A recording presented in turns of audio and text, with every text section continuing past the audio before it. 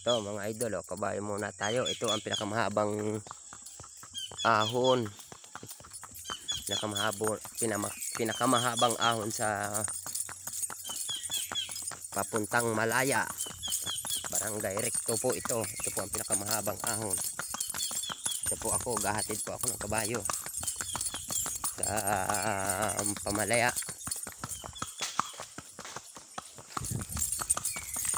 Atid ko ito, may kalaban na po ito. So, natay. Ito po ang pinakamahabang ahon ng papuntang Malaya. Ito pa ay. Ito po, wala po itong pukat. Ang tagutod. Napakahaba po nito.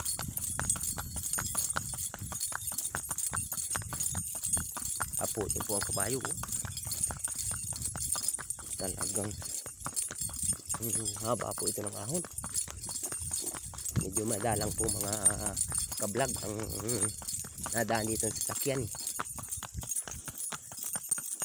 Pakalayo po.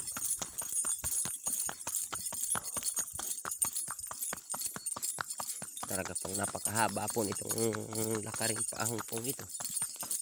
Medyo namamatag-matag naman po ng kaunti. Oh. Tapos po paahon-paahon ang paahon niya. Patirik ng patirik mga kablog.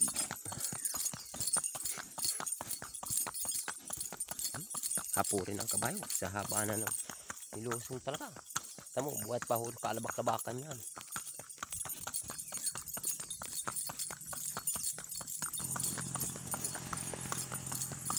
Tama naman mga ka-idol.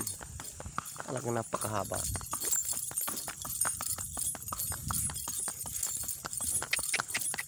Talagang patirik pa ng patirik. Opo, mga kuwan talaga. Tirik. Ang titingnan mo po, hindi masyado tirik at ganito po ay. Pinintado ay. Oh, talaga naman po. Ng galingan po.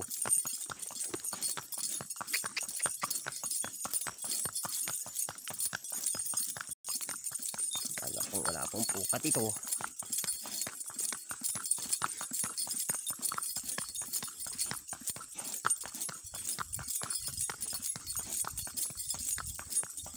Wapo ang kabayo. Ito po talaga. Puro ahon pa rin po ito. Wala pong pukat ito. Ito lang po yan. Mula po galing sintro ng Recto pa po lang yan. Mula sintro ng Recto hanggang sa ibabaw pa lang po. Palapit po ng crossing ng Magsaysay. Ito po ay dito sa General Luna.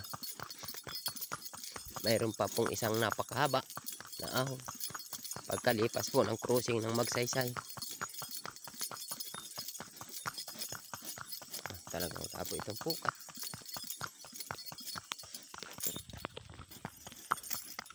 Hanggang dito na lang mga kablog. Oh, puro ahon pa talaga yan.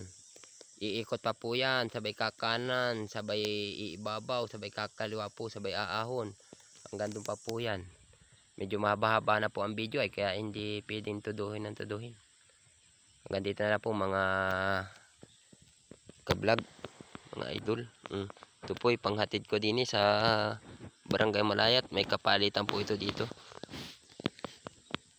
Siguro po nag-aantay na sa akin. Sige po. Bye-bye po. Magandang umaga po sa inyong lahat.